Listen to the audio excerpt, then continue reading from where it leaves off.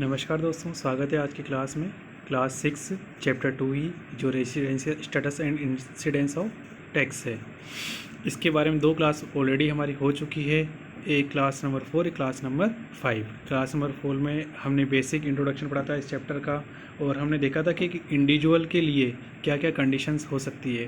तो एक इंडिविजुअल का स्टडी हम कर चुके हैं। उसके बाद नेक्स्ट क्लास 5 हुई थी। 5 के अंदर हमने एक क्वेश्चन सोल्व किया था, हमने उसे अप्लाई किया था हमारी नॉलेज को कि हम कितना उसे सीख पाए हैं। आज हम यहाँ स्टडी करेंगे उसके आगे।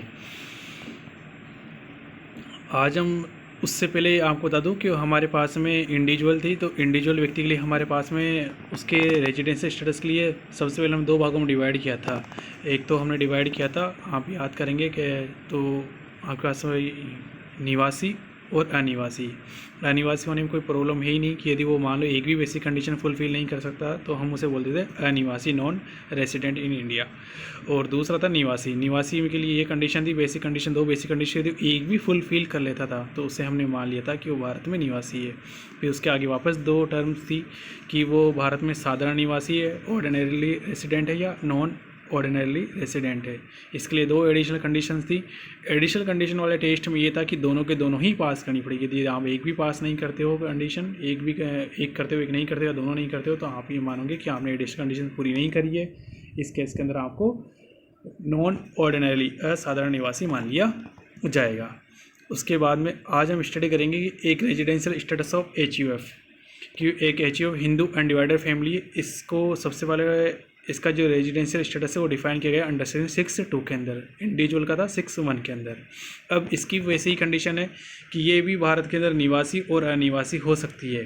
तो वही कंडीशन है इसकी भी सेम, कि इसके लिए भी दो बेसिक कंडीशन दी गई है। ये दोनों में से यदि एक भी इसने फुलफिल कर दी है तो हम इसे मान लेंगे कि ये भारत के अंदर निवासी है। क्या कि हमारे पास कितनी बेसिक कंडीशन दी गई है? हमारे पास में बेसिक कंडीशन दी गई है एक या फिर दो। ठीक है, ये एक को फुलफिल कर दे या दूसरी को फुलफिल कर दे, कौन दोनों में से या दोनों को फुलफिल कर दे, तो हम मान लेंगे कि वो भारत के अंदर क्या मान लेंगे, उसे निवासी मान लेंगे। लेकिन उसने दोनों की दोनों ही फुलफिल नहीं करी है, एक और दो, एक भी फुलफिल नहीं करी और दूसरी फुलफिल नहीं करी, इसके कंडीशन हम मानेंगे कि उसने हमारी आधारभूत शर्तों का पालन नहीं किया है।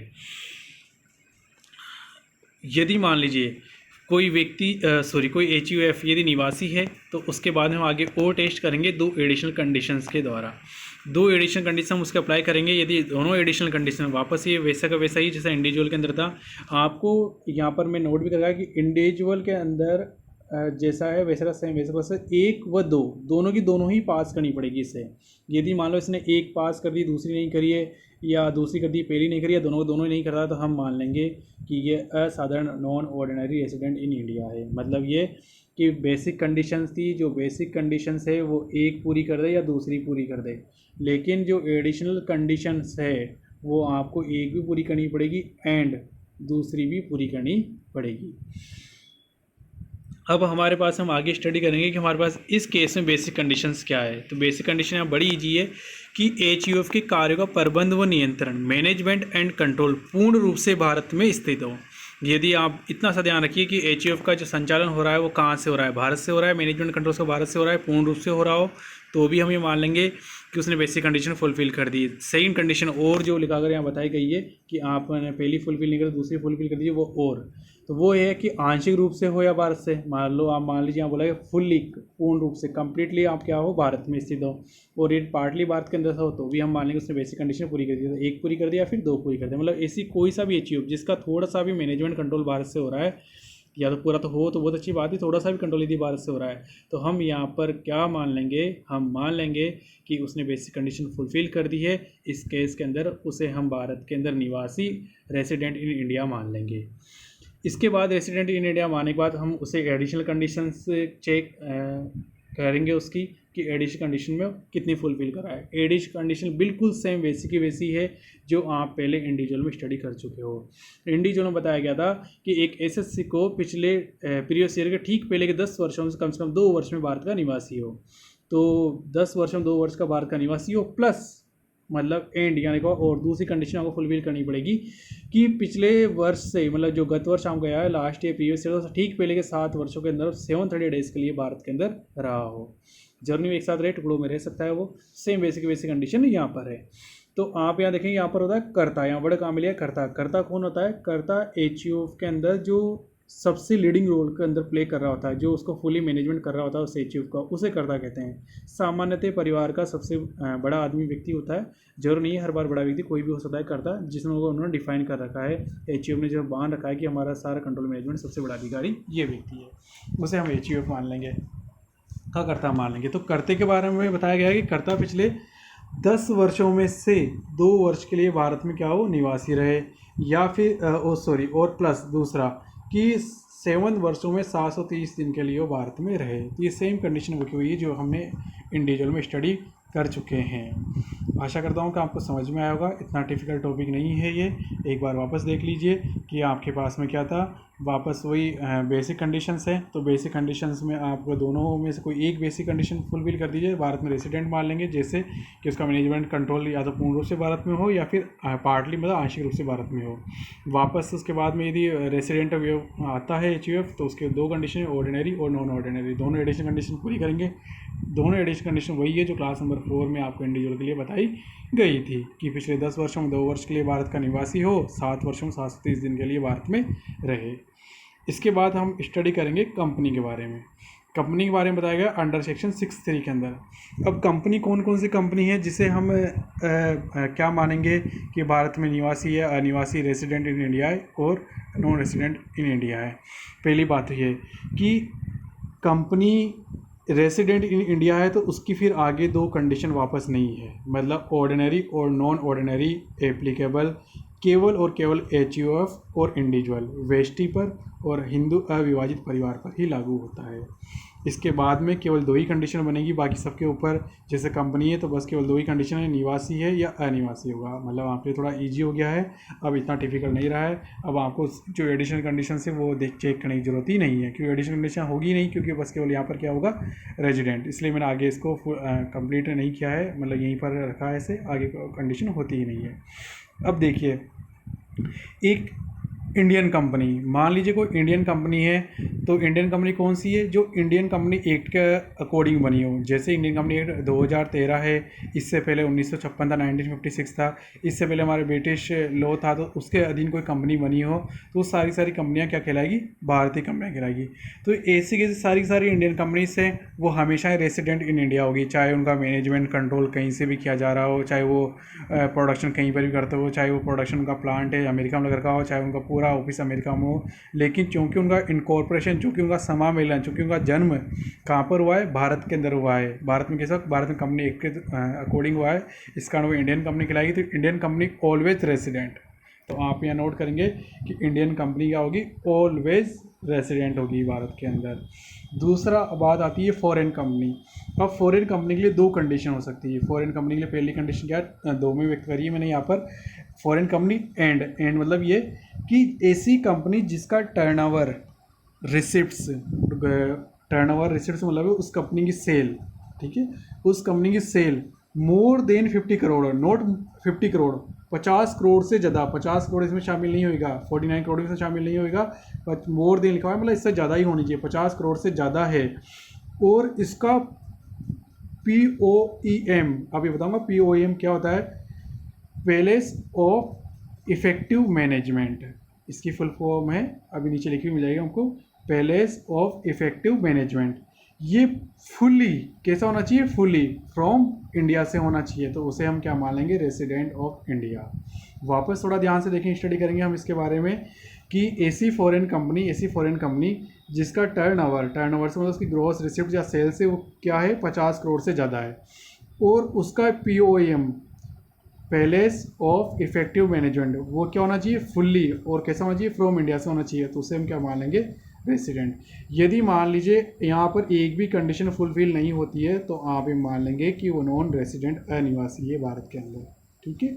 जैसे आपको लिखा हुआ जाए कि एक फॉरेन कंपनी है, ठीक है सर, जिसका टर्नओवर 50 करोड़ से ज़्यादा, ये भी ठीक है, उसका POM इंडिया से होता है लेकिन फुली ना होकर पार्टली होता है, मतलब आंशिक रूप से भारत से संचालित होता है, तो हम उसे क्या मान लेंगे? नॉन रेसिडेंट इन इंडिया मान लेंगे, क्योंकि रेसिडेंट इन इंडिया मानने के लिए ज़रूरी है कि उसका फुली मैनेजमेंट हो। क्या हो? उसका फुली मैनेजमेंट हो। जबकि आप इससे पहले आपने HUF में स्टडी करी थी, वहाँ बोला था कि पार्टली थोड़ा सा भी यदि इंडिया से हो रहा है तो उसे हमने इंडियन मान लिया था, जबकि यहाँ ऐसा नहीं है। यहाँ पर हमको फुली मैनेजमेंट आपको इंडिया से करना होगा फॉरेन कंपनी का। इसके बाद में हम नीचे से सेकंड कंडीशन चलते हैं कि अब 50 करोड़ से ऊपर वाली तो हमने ऊपर ले ली, तो अब आती है कि फॉरेन कंपनी क्या है। अब मान लो कोई दूसरी फॉरेन कंपनी है, ठीक है, दूसरी फॉरेन कंपनी जिसका टर्नओवर जो ग्रोस रिसिप्ट है वो अप टू 50 करोड़ है, ठीक है ना, अप टू 50 करोड़ है, मतलब इससे 50 करोड़ से कम ही है, वो मैक्सिमम 50 करोड़ तक हो सकता है, अप टू मतलब इसको शामिल करते हैं 50 करोड़, मैक्सिमम 50 करोड़ है। तो उस केस में हम POM देखेंगे नहीं, हम चेक ही नहीं करेंगे, हम POM palace of effective management हम चेक ही नहीं करेंगे, हम सीधे ही बोल देंगे वो क्या है हमारे पास भारत में नॉन रेसिडेंट मानी जाएगी। मतलब 50 करोड़ से यदि कोई फॉरेन कंपनी है तो हमें आगे कंडीशन चेक करने की जरूरत ही नहीं है, वो नॉन रेसिडेंट इन इंडिया है। लेकिन यदि 50 करोड़ से ज़्यादा है तो हम उसका POM चेक करेंगे, POM फुल्ली कहाँ से होना चाहिए, इंडिया से होना चाहिए, तो हम उसे क्या मानेंगे, रेसिडेंट। यदि 50 करोड़ से ज़्यादा है लेकिन वो फुल्ली नहीं है, वो क्या है, पार्टली है, तो फिर हम उसे क्या मान लेंगे, नॉन रेसिडेंट मान लेंगे उसे। तो आपको यहाँ समझ आएगा कि एक इंडियन कंपनी तो ऑलवेज रेसिडेंट इन इंडिया ही होगी, सिंपल सा है। फॉरेन कंपनी के लिए आया कि फॉरेन कंपनी मान लीजिए 50 करोड़ तक है तो फिर भी हम उसे नॉन रेसिडेंट मान लेंगे, हम उसे बाहर की ही मानेंगे, भैया आप अनिवासी हो भारत के अंदर। लेकिन 50 करोड़ से ज़्यादा है और उसका साथ में दूसरी कंडीशन के POM palace of effective management fully कहाँ से, फ्रॉम इंडिया से, तो हम उसे क्या मान लेंगे, रेसिडेंट इन इंडिया मान लेंगे। इसके बाद में आपके पास में यहाँ पर ये नहीं लिखा है POM की फुल फॉर्म, तो आप इसे लिख लीजिए, पैलेस ऑफ इफेक्टिव मैनेजमेंट, ठीक है, आप इसे नोट कर लेंगे, palace of effective management POM की फुल फॉर्म ये होती है। इसके बाद में हमारे लिए कंपनी बस इतना सा स्टडी करना है हमें। कंपनी हमारी कंप्लीट हो चुकी है, आप चाहो तो मैं वापस रिपीट कर सकता हूँ कि कंपनी की पहली बात दो ही कंडीशन होगी, निवासी और अनिवासी। इंडियन कंपनी ऑलवेज रेसिडेंट है, फॉरेन कंपनी के अंदर थोड़ा सा प्रॉब्लम है। फॉरेन कंपनी हम देखेंगे कि यदि मान लो 50 करोड़ से कम है तो POM चेक करना ही नहीं है हमें, 50 करोड़ से कम है तो हम सीधे बोल देंगे बस, सब वो तो नॉन रेसिडेंट इन इंडिया है, हम उसे क्या बोल देंगे कि ये तो नॉन रेसिडेंट इन इंडिया है। लेकिन यदि 50 करोड़ से ज़्यादा है, मोर देन 50 करोड़ है, तो POEM चेक किया जाएगा कि यदि ये फुल्ली फ्रॉम इंडिया से है तो हम उसे क्या मान लेंगे, रेसिडेंट इन इंडिया। लेकिन यदि फुली ना करो, पार्टली है, तो उसे हम क्या मान लेंगे, फिर वापस नॉन रेसिडेंट इन इंडिया मान लेंगे। तो ये यहाँ पर कंपनी का स्टेटस खत्म हो गया। इसके बाद हम नेक्स्ट स्टडी करते हैं फर्म, AOP और BOI। फर्म से मतलब पार्टनरशिप फर्म से है, AOP से मतलब एसोसिएशन ऑफ पर्सन है, BOI से मतलब बॉडी ऑफ इंडिविजुअल्स है। मैंने एसोसिएशन ऑफ पर्सन आपको बताया था, बॉडी ऑफ इंडिविजुअल मैंने आपको बताया था। एसोसिएशन ऑफ पर्सन मतलब होता है जिसके अंदर सजीव निर्जीव मतलब एक कंपनी, राम श्याम मोहन, एक फर्म सब मिलकर कोई बिजनेस कर रहे हैं तो उसे AOP बोलेंगे। BOI का मतलब बॉडी ऑफ इंडिविजुअल, इसमें हमेशा सारे व्यक्ति सजीव होंगे, प्राकृतिक प्राणी होंगे, जैसे राम श्याम मोहन, मैं और आप मिलकर बॉडी ऑफ इंडिविजुअल बना सकते हैं। लेकिन मैंने किसी फर्म के साथ में पार्टनरशिप कर ली या फिर मैंने किसी कंपनी के साथ पार्टनरशिप कर ली तो मैं तो सजीव व्यक्ति हुआ, कंपनी निर्जीव व्यक्ति हुई, तो उसके अंदर हम क्या क्या बोलेंगे, एसोसिएशन ऑफ पर्सन बोलेंगे। फर्म पार्टनरशिप फर्म होती है। इनको डिफाइन किया गया है अंडर सेक्शन 6(4) के अंदर। अब ये क्या क्या है इसके अंदर, बस थोड़ा सा ही है, हमें ज़्यादा परेशान होने की जरूरत नहीं है। हम केवल ध्यान देंगे कि उसका मैनेजमेंट और कंट्रोल, किस वर्ड पर ध्यान देंगे, मैनेजमेंट और कंट्रोल। यदि कंप्लीट और पार्टली मतलब थोड़ा सा भी भारत से अंदर हो रहा है तो हम उसे क्या मानेंगे, रेसिडेंट, मतलब सेम HUF की तरह ही मानेंगे से। लेकिन फुल्ली भारत के बाहर हो रहा है तो हम उसे क्या मानेंगे, नॉन रेसिडेंट। हम मान लेंगे कि वो भारत के बाहर से संचालित है तो उसे नॉन रेसिडेंट मान लेंगे, ठीक है। तो बस केवल आपको मैनेजमेंट पर जहाँ देना है कि उसका मैनेजमेंट और कंट्रोल कहाँ से हो रहा है। यदि भारत से थोड़ा सा भी हो रहा है तो उसे हम रेसिडेंट मान लेंगे, और यदि पूरा ही भारत के बाहर हो रहा है तो हम उसे नॉन रेसिडेंट मान लेंगे। अब बात आती है कि हमने इतनी सारी स्टडी करी, हमने इंडिविजुअल के लिए स्टडी करी 6(1) के अंदर, 6(2) के अंदर हमने स्टडी करी HUF के लिए, 6(3) में हमने स्टडी करी कंपनी के लिए, फर्म, AOP, BOI के लिए हमने स्टडी करी 6(4) के अंदर। हमने ये स्टडी क्यों करी है, हम ये जानना चाहते हैं कि कोई व्यक्ति भारत में निवासी है, अनिवासी है या साधारण निवासी, इन सब के बारे में हम जानना चाहते हैं। तो हमें देखना होता है कि अब जब इन सब के बारे में हम क्यों जानना चाहते हैं, क्योंकि हमारी आय पे जो टैक्स है उसका डिसीजन इसी बेस के ऊपर लिया जाता है। प्राय ये देखा जाता है कि जो व्यक्ति रेसिडेंट, साधारण निवासी है, ऑर्डिनरी रेसिडेंट है, उसे हर इनकम पर ही टैक्स देना पड़ता है, चाहे वो फॉरेन से कमाए, चाहे फॉरेन उसका बिजनेस हो। जबकि जो नॉन रेसिडेंट है या नॉन ऑर्डिनरी रेसिडेंट है उनको रिलैक्सेशन है, उनको माफ़ी मिली हुई है कि वो भारत के अंदर टैक्स ना चुकाएं, क्योंकि वो फॉरेन के अंदर निवासी हो चुके हैं, तो वहाँ टैक्स देने तो डबल टैक्स देने की जरूरत ना पड़े उन्हें।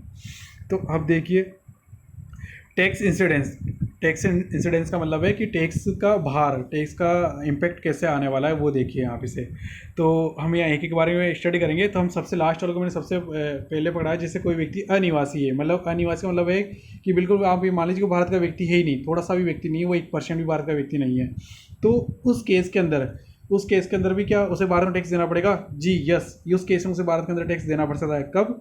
जब उसने अपनी इनकम भारत में रिसीव करी हो या फिर अर्न करी हो, मतलब भारत के अंदर प्राप्त कर ली हो, उसके अकाउंट में, भारत के अकाउंट में आया हो, या फिर उसने अर्न यहाँ पर करी हो, मतलब उसने वर्क यहाँ पर किया हो। तो इन दोनों में से कोई सी भी कंडीशन हो जाए तो उसे टैक्स यहाँ भारत के अंदर चुकाना ही पड़ेगा। क्या कि रिसीव कर ले या फिर अर्न कर ले, मतलब या तो भारत के अंदर प्राप्त कर ले या फिर उसको अर्न, मतलब यहाँ से यहाँ पर उपार्जित करे, उसे यहाँ पर उसे कमाए, यहाँ पर उसने उसके लिए वर्क किया हो। दूसरा है ये तो हो गई नॉन रेसिडेंट के लिए बात। इसको मतलब हमने क्या मानते हैं, अनिवासी, वर्ड से बता नॉन रेसिडेंट, जो भारत के अंदर व्यक्ति है ही नहीं, फिर भी उसे भारत में कब टैक्स देना पड़ेगा? जब या तो भारत में इनकम को प्राप्त करे या फिर भारत के अंदर पैसा कमाए, तो इस कंडीशन के अंदर उसे भारत के अंदर टैक्स देना पड़ेगा। असाधारण निवासी, एक तरह से ये मान लीजिए आधा व्यक्ति भारत का, आधा व्यक्ति फॉरेन का है। तो असाधारण निवासी, नॉट ऑर्डिनरी रेसिडेंट।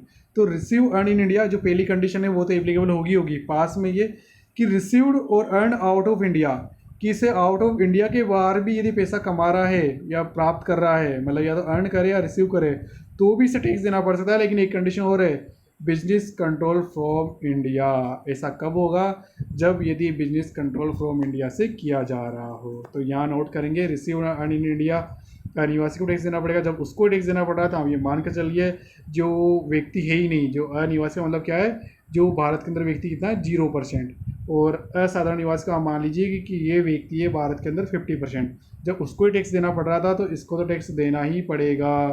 तो रिसीव अर्न इन इंडिया पर टैक्स देगा, जब वहाँ दे रहा तो वहाँ तो देगा। साथ में receive earn out of India, कि भारत के बाहर वो पैसा कमा रहा है, तो भी उसे टैक्स देना पड़ेगा।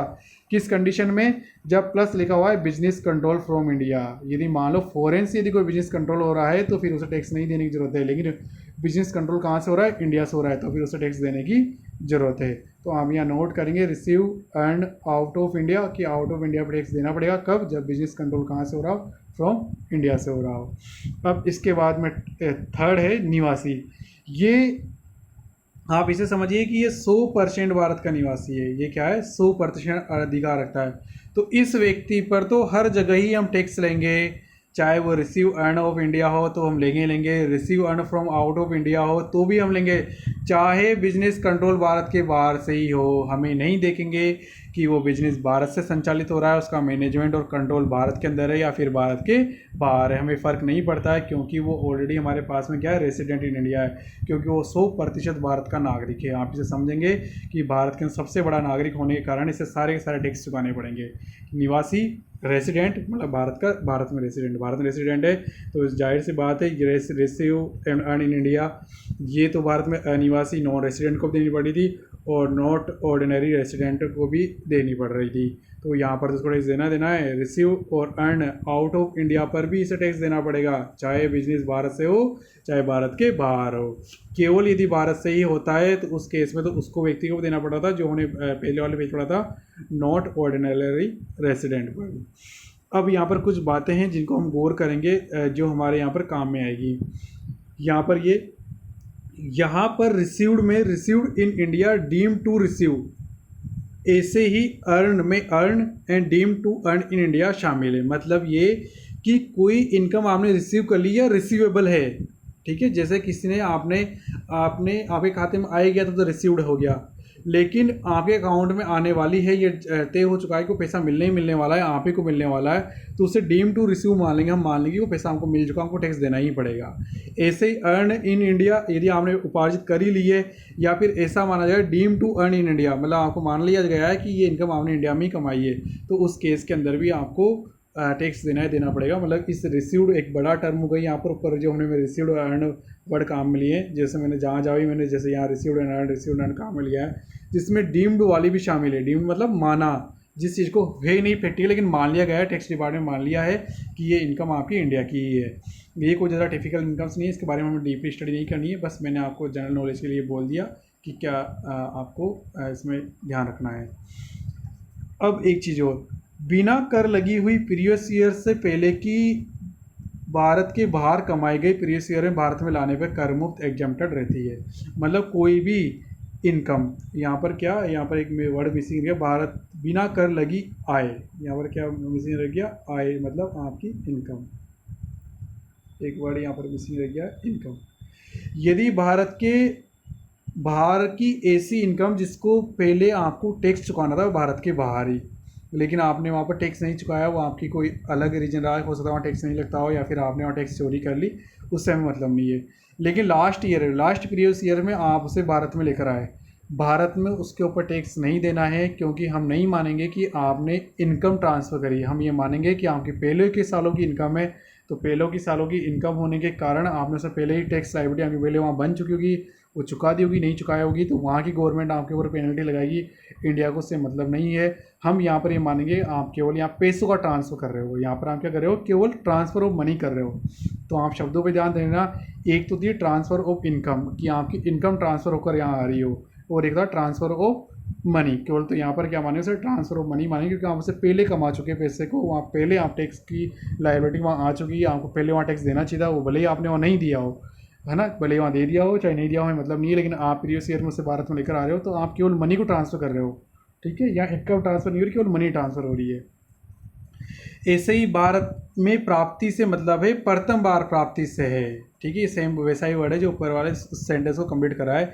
यदि मान लीजिए इसे ऐसे समझेंगे कि यदि मान लीजिए मेरी जॉब अमेरिका के अंदर है, मैंने वहाँ पर सर्विस दी, और उन्होंने मेरा जो पैसा है, मेरा जो भी मैंने वहाँ मैं पढ़ाया या वहाँ मैंने पढ़ाया या फिर मैंने वहाँ कोई भी वर्क किया, उसके लिए जो अमेरिका ने जो मुझे पैसा दिया, वो पैसा मेरे अमेरिका के अकाउंट में डाल दिया उन्होंने। फिर अमेरिका अकाउंट में डालने के बाद में वहाँ से उस पैसे को मैंने मेरे भारत के अकाउंट के अंदर ले आया, भारत के SBI अकाउंट के अंदर ले आया। तो इस केस में क्या हुआ कि प्रथम बार जो मेरे को फर्स्ट टाइम जो मेरे को जो पैसा मिला वो मेरे को अमेरिका के अकाउंट के अंदर मिला, और अमेरिका के अंदर ही मैं वहाँ पर जॉब कर रहा था मेरी। तो इसे हम भारत के अंदर प्राप्त इनकम नहीं मानेंगे, क्योंकि इसकी पहली बार प्राप्ति भारत में नहीं हुई है, ठीक है। ये क्या हुआ, इसको इनकम, यदि मान लीजिए ऐसा होता कि मैं अमेरिका में जॉब कर रहा हूँ और जो मेरा जो वहाँ जो भी पेमेंट बन रहा है, उस पेमेंट को अमेरिका ने सीधे ही मेरे भारत के अकाउंट में ट्रांसफ़र कर दिया, पहली बार में ही कहाँ ट्रांसफ़र कर दिया, इंडियन अकाउंट के अंदर ट्रांसफ़र कर दिया, जो मेरे भारत में जो मेरे बैंक है उसके अकाउंट के अंदर ट्रांसफ़र कर दिया। यदि ऐसा वो करता है तो ये मान लीजिएगा वो प्रथम बार मेरे खाते में ट्रांसफ़र करा है, इसलिए हम उसे मान लेंगे कि वो भारत के अंदर प्राप्त की गई है, तो उसके ऊपर मेरे को टैक्स चुकाना पड़ेगा, क्योंकि वो भारत में प्राप्त हो गई। तो रिसीव से मतलब क्या हो गया कि भारत के अंदर प्राप्त का मतलब क्या हो गया, जो पहली बार भारत में आ जाए। ऐसे नहीं कि आपको एक बार वहाँ किसी अकाउंट में दे दी है या आपके दोस्त को वहाँ दे दी है, फिर आपको दोस्त से यहाँ ट्रांसफ़र करा है, उस केस के अंदर हम उसे भारत में प्राप्ति नहीं मानेंगे। यदि ये कुछ टॉपिक है यदि अनिवासी वाले, ये टॉपिक मैं आपको कल स्टडी करूँगा, नहीं तो ये आज के लिए हमारा डीपली पॉइंट बनता जाएगा। तो इस टॉपिक को हम आगे छोड़ देते हैं कल की क्लास के लिए, नेक्स्ट सेशन के लिए, और इसके बाद हम नेक्स्ट सीधे ही वापस उसी टॉपिक को स्टडी करते हैं कि किस व्यक्ति को तो भारत में टैक्स देना है और किसको भारत में टैक्स नहीं देना है। तो इसके बारे में हम स्टडी करेंगे। तो इसको पहले तो मैंने इसे रिवर्स फॉर्म में लिखा है एक तरीके से। पहले आप स्टडी कर रहे थे कि नॉन रेसिडेंट को क्या होगा, नॉट ऑर्डिनरी रेसिडेंट के लिए क्या है और ऑर्डिनरी रेसिडेंट के लिए क्या नियम है। अब हम स्टडी करें इधर से, अब हम इनकम को पकड़ते हैं। यदि मान लीजिए कोई भी income receive earn in India हो रही है, चाहे रिसीव हो जाए या अर्न हो जाए, चाहे उसको पैसा मिल जाए या फिर उसने भारत के अंदर पैसा कमाया हो, तो इस केस के अंदर पहले ऑर्डिनरी व्यक्ति को भी पेमेंट करना पड़ेगा टैक्स का, नॉट ऑर्डिनरी को भी पेमेंट करना पड़ेगा और नॉन रेसिडेंट पर्सन को भी पेमेंट करना पड़ेगा टैक्स का।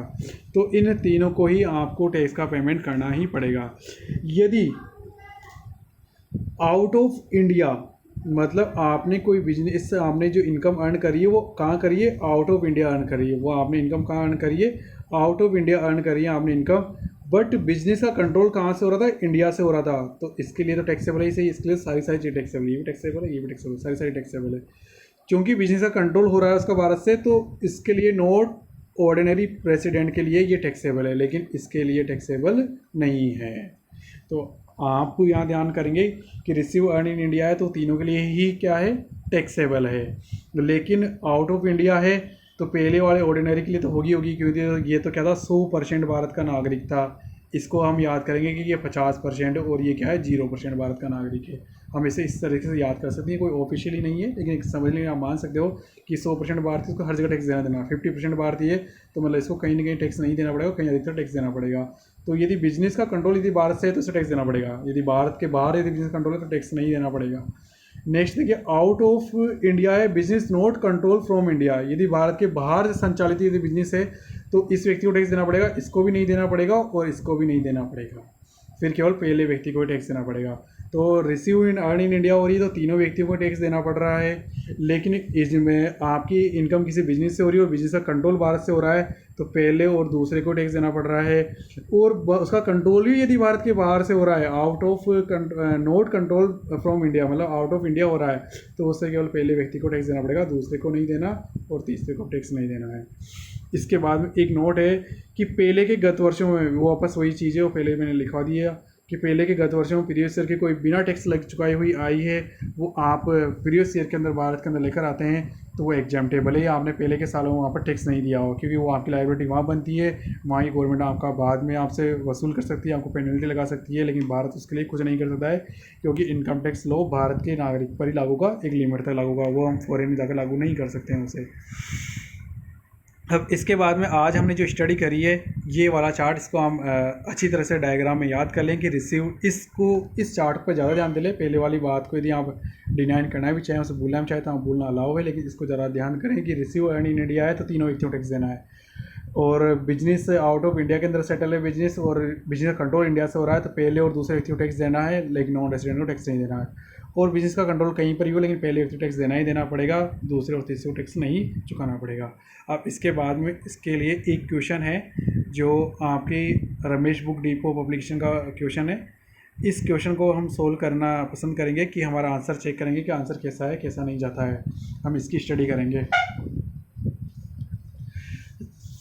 ये क्वेश्चन मैंने यहाँ पर केवल इंग्लिश में लिया है, ज़्यादा डिफिकल्ट नहीं है, हिंदी मीडियम के स्टूडेंट्स भी इसे आसानी से जी गोइंग समझ सकते हैं।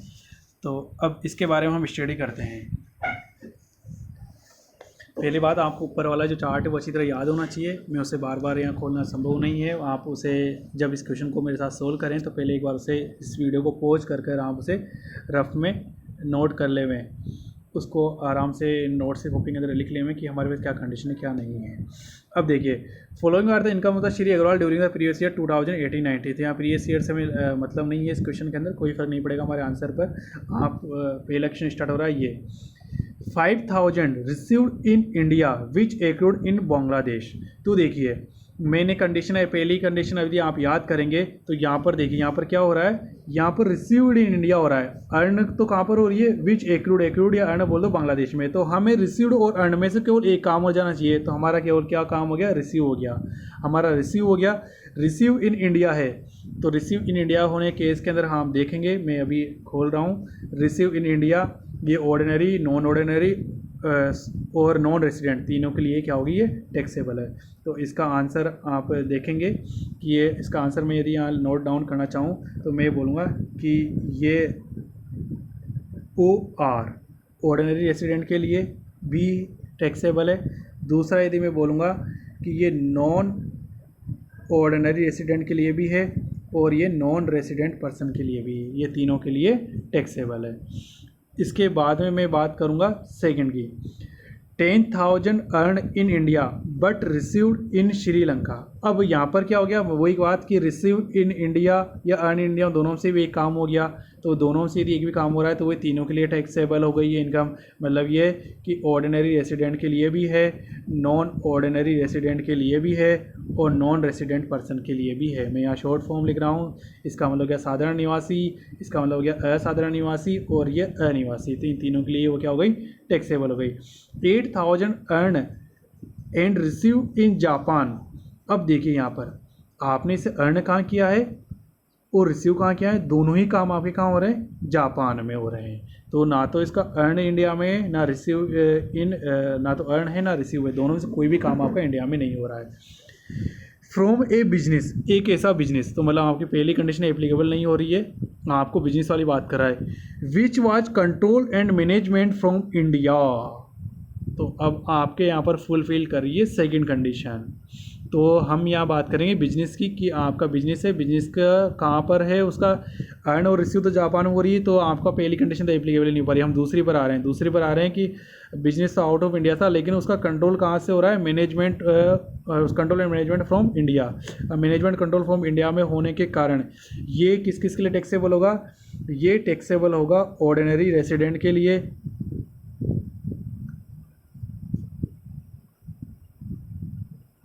ऑर्डिनरी रेसिडेंट के लिए और नॉन ऑर्डिनरी रेसिडेंट के लिए। लेकिन नॉन रेसिडेंट के लिए ये टैक्स चुकाने के लिए व्यक्तिगत रूप से वो जिम्मेदार नहीं है। ये हम किस किस व्यक्ति के लिए इनकम काउंट करेंगे भारत में, मैं आंसर सी बता रहा हूँ, जो भारत के अंदर निवासी है, जो साधारण निवासी है भारत में उसके लिए, और असाधारण निवासी के लिए। जो अनिवासी है, जो मतलब 0% है भारत के अंदर, उसके लिए ये इनकम टैक्सेबल नहीं है। इसके बाद में हम बात करेंगे, इसको थोड़ा ऊपर कर लेते हैं पहले। देखिए 6,000 earn in England received there, मतलब वापस वही कंडीशन कि 6,000 रुपये आपने अर्न भी इंग्लैंड में करें और रिसीव्ड देयर, मतलब वहीं पर आपने से प्राप्त किया, मतलब इंडिया में कोई सा भी काम नहीं हो रहा, तो पहली कंडीशन नॉट एप्लीकेबल हो गई। Out of which 4,000 bought in India, उसमें से 4,000 रुपये आपने क्या भेज दिए, इंडिया के अंदर भेज दिए। देखिए हमारा आंसर केवल आधा जो कॉमा से पहले का जो सेंटेंस है ना, उसी के अंदर हमें आंसर मिलेगा। ये आगे ना 4,000 बॉट इन इंडिया, इसका कोई मतलब नहीं है हमारे लिए, क्योंकि ये इनकम ट्रांसफ़र नहीं है, ये क्या हो रहा है, केवल मनी ट्रांसफ़र है। ये क्या हो रहा है यहाँ पर, केवल इसने मनी ट्रांसफ़र करिए, किसने 4,000 रुपये हमें भारत के अंदर भेजिए। तो इस सेंटेंस, इससे आगे वाले सेंटेंस से हमारे आंसर पे कोई असर नहीं जाने वाला है। हम केवल ये देखना है कि अर्न और रिसीव दोनों काम कहाँ से हो रहे हैं, भारत के बाहर से हो रहे हैं, तो हमारी पहली कंडीशन एप्लीकेबल नहीं हो रही है। अब हमें ये देखना है कि इस बिज़नेस का जो मैनेजमेंट और कंट्रोल है वो हमारा कहाँ से हो रहा है। मैनेजमेंट और कंट्रोल के लिए क्वेश्चन साइलेंट है, वो नहीं बता रहा है कि मैनेजमेंट कंट्रोल इंडिया से है या फिर बाहर से। कुछ नहीं बोलने पर जाहिर सी बात है यही माना जाएगा कि जिस देश के अंदर हम पैसा कमा रहे हैं वहीं से मैनेजमेंट और कंट्रोल होगा। पैसा हमने अर्न कहाँ किया है, इंग्लैंड में, तो मैनेजमेंट कंट्रोल भी कहाँ पर होगा, इंग्लैंड के अंदर ही होगा। तो इस केस के अंदर कंडीशन नंबर 3 एप्लीकेबल होगी, मतलब ये केवल 6,000 आपका आंसर होगा, और वो भी केवल किस व्यक्ति के लिए, जो ऑर्डिनरी रेसिडेंट है। जो दूसरे व्यक्ति है, नॉन ऑर्डिनरी पर्सन है, नॉन ऑर्डिनरी है या नॉन रेसिडेंट है, उनके लिए टैक्सेबल नहीं है ये इनकम। 4,000 से हमारे क्वेश्चन पे कोई आंसर फर्क नहीं पड़ने वाला है। वापस समझ लीजिए कि अर्न और रिसीव दोनों काम इंग्लैंड में होते। बिजनेस कहाँ सेटल था, बिजनेस के बारे में कुछ नहीं बोला, तो जहाँ अर्न हुई है वहीं पर बिजनेस सेटल होगा। जाहिर सी बात है इंग्लैंड के अंदर ही बिजनेस होगा, तो इंग्लैंड में ही बिजनेस है, तो केवल तीसरी कंडीशन में होगा। तीसरी कंडीशन में केवल ये बताया गया था, केवल जो 100% भारतीय नागरिक है, मतलब जो ऑर्डिनरी रेसिडेंट इन इंडिया है, उसके लिए टैक्सेबल होगा। और कितनी अमाउंट टैक्सेबल होगी, 6,000। 4,000 से कोई फर्क नहीं पड़ता है कि 4,000 रुपये इंडिया में ट्रांसफर कर दिए, क्योंकि वो केवल इनकम का ट्रांसफ़र नहीं है, वो केवल और केवल क्या है, वो मनी ट्रांसफ़र है, तो उसको हमारे आंसर कोई फ़र्क नहीं पड़ने वाला है। इफ फॉरेन इनकम, नेक्स्ट है foreign income of 4,000 which was earn in year 1990 was boast in India during the previous year. तो 4,000 रुपये की विदेशी आई थी, उसे 1990 में अर्न किया गया था, और अब उसे वो भारत के अंदर लेकर आ रहा है। तो हमें बताया था कि पहले की जो भी इनकम है, चाहे उस पर टैक्स दिया हो चाहे नहीं दिया हो, इससे हमें कोई फ़र्क नहीं पड़ता है, वो टैक्स दे या चाहे नहीं दे, वो हमारे लिए नहीं मानी जाएगी कि उसे हम इनकम नहीं मानेंगे भारत के अंदर। केवल क्या है, केवल मनी का ट्रांसफ़र है। इस कारण ये ऑर्डिनरी पर्सन हो चाहे नॉन ऑर्डिनरी पर्सन हो चाहे नॉन रेसिडेंट हो, तीनों के लिए ही ये क्या डैश खाली जाएगा, ये हमारी इनकम में शामिल नहीं होगा, क्योंकि यहाँ पर केवल क्या मानेंगे, से मनी ट्रांसफ़र है। एक क्वेश्चन शायद हमारा बीच में रह गया है कि ये डी पॉइंट हमारा रह गया था, earn income of 2,000 from house property in Pakistan, की एक हाउस प्रॉपर्टी है हमारी और वो कहाँ पर है, हमारी पाकिस्तान में, which was deposited in a bank there, और वो जो इनकम है वो आपके वहीं के वहीं किसी खाते के अंदर जमा करा दी गई है।